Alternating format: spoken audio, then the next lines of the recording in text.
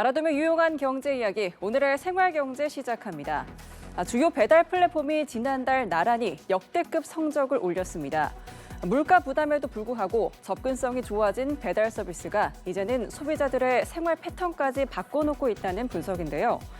지난 11일 모바일 인덱스에 따르면 지난달 배달의 민족 사용자 수는 2,305만 명으로 집계됐습니다.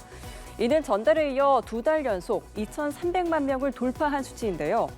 쿠팡이츠도 1,174만 명을 기록하며 역대 최대치를 경신했고요. 신흥 강자인 땡겨요 역시 245만 명을 기록하며 성장세를 이어가고 있습니다.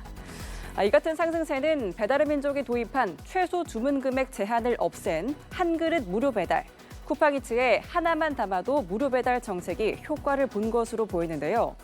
1인 가구와 소규모 주문자의 부담이 크게 줄면서 앱으로 주문하는 사례가 늘어난 것이죠.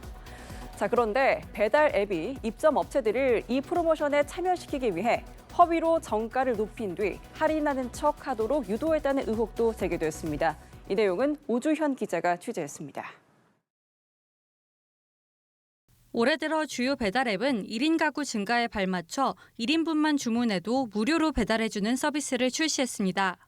배달의 민족은 지난 6월부터, 쿠팡이츠는 지난달부터 도입했는데 첫 화면에 노출시켜 홍보 효과는 높지만 입점업체는 판매가 대비 수수료 부담이 커서 선뜻 프로모션에 동참하긴 어려운 구조입니다.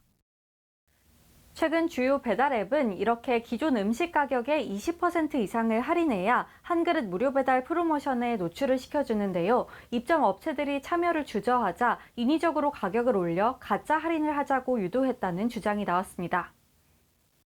소비자연맹과 참여연대 등 시민단체들은 이처럼 배민과 쿠팡이츠가 입점 업체들의 가짜 할인을 통한 프로모션 동참을 독려한 정황을 최소 10건 이상 확보했다며 녹취록을 공개했습니다.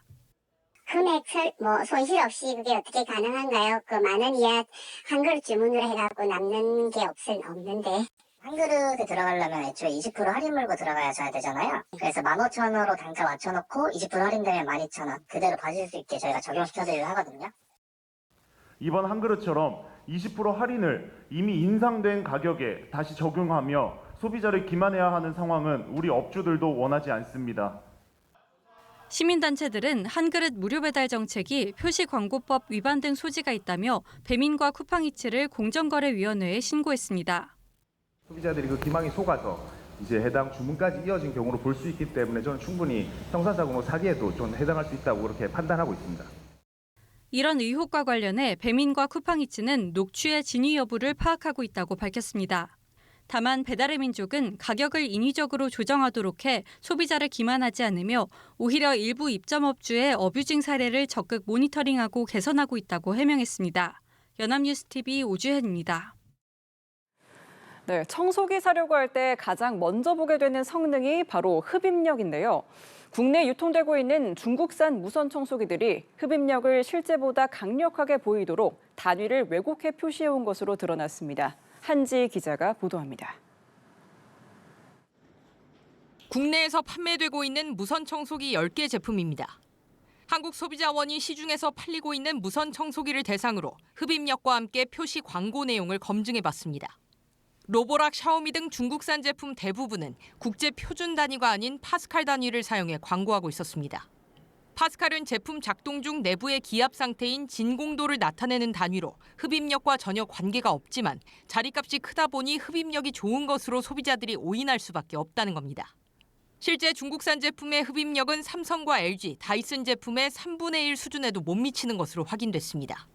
파스칼 단위의 진공도를 흡입력으로 표시 광고한 6개 제품의 경우 표시값은 18,000에서 48,000 파스칼이었으나 실제 흡입력은 58에서 160와트로 측정되었습니다.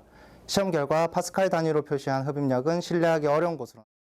소비자원은 무선 청소기 수입업체 8곳의 흡입력 수치와 단위 표시 개선을 권고했다고 밝혔습니다. 국가기술표준원에서는 무선 청소기의 핵심 성능인 흡입력을 소비자가 통일된 단위로 확인 비교할 수 있도록 내년 초까지 국제표준이 반영된 국가표준의 제정을 완료할 계획입니다. 또 한국에너지공단의 무선 청소기의 에너지 효율 등급과 청소 성능을 의무적으로 표시하는 방안도 검토해달라고 요청했습니다. 연합뉴스TV 한지입니다. 공정거래위원회가 지마켓과 알리익스프레스의 합작회사 설립을 조건부로 승인했습니다.